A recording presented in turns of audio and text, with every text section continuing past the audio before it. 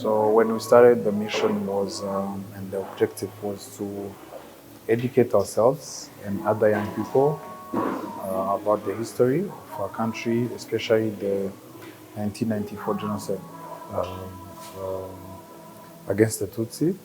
And we wanted to know the root causes of the genocide and what we can do as young people to to help in the rebuilding process of the country. So the second one was to encourage parents to talk to their kids about the history, and the third one was to involve young people in the process of rebuilding the country, where we've had different activities like renovating genocide survivors' homes, um,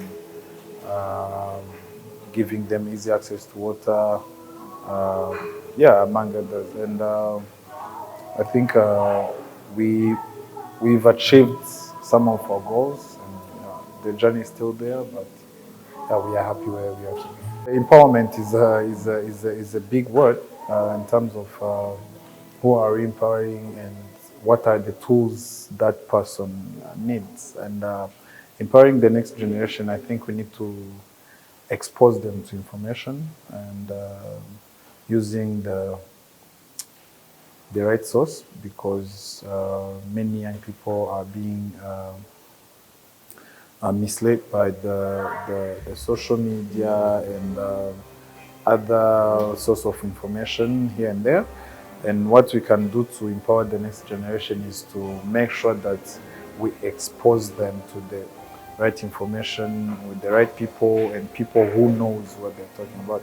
So I think that's the best way to empower our next generation, which by encourage our leaders, our elders to take part. We are doing that right now by educating the next generation about our history, and every year we organize an event called Our Past. It's a commemoration event, a youth commemoration event, and our audience grew from 300 people attending to 2,300 people in the past 12 years, and we are working on improving the content we give them, because we are trying to educate them about our history. And also we've come from 30 people attending our community engagement activities to 400 people a year, which is big. So I think that's what we're doing to make sure that we equip the next generation with the right tools.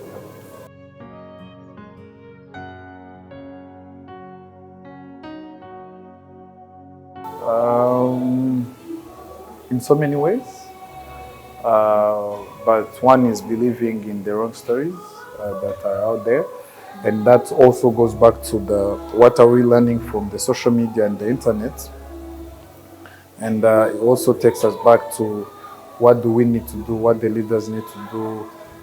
We need to do as much as we can to put the right information out there. We need all the institutions in charge to have powerful sources of information to use to equip the next generation. So I think the misinformation comes from having a powerful opposition that is spreading the wrong information. So we can only fight that with the right source and tools to fight it. Yeah. I think also in so many ways, because art is a universal language, and it can easily help in communicating, especially to young people. So any message you have using art to young people, it works. So creativity is, I think, the best when it comes to art in general, when it comes to how you can communicate with young people. I think I was talking to someone in the past few weeks, and I was like, we need to bring back or to put some work into testimonies, because that's the only way we can understand how big it was, like the genocide, the hate before the genocide, the hate speeches, and once you know and how big that was, you can find the next person who comes with such speeches or anything. And again, I also think that by inviting young people to different activities where they meet with genocide survivors or they meet with the people who committed genocide, it will help in also educating them on how bad that was so they can fight that ideology in the near future.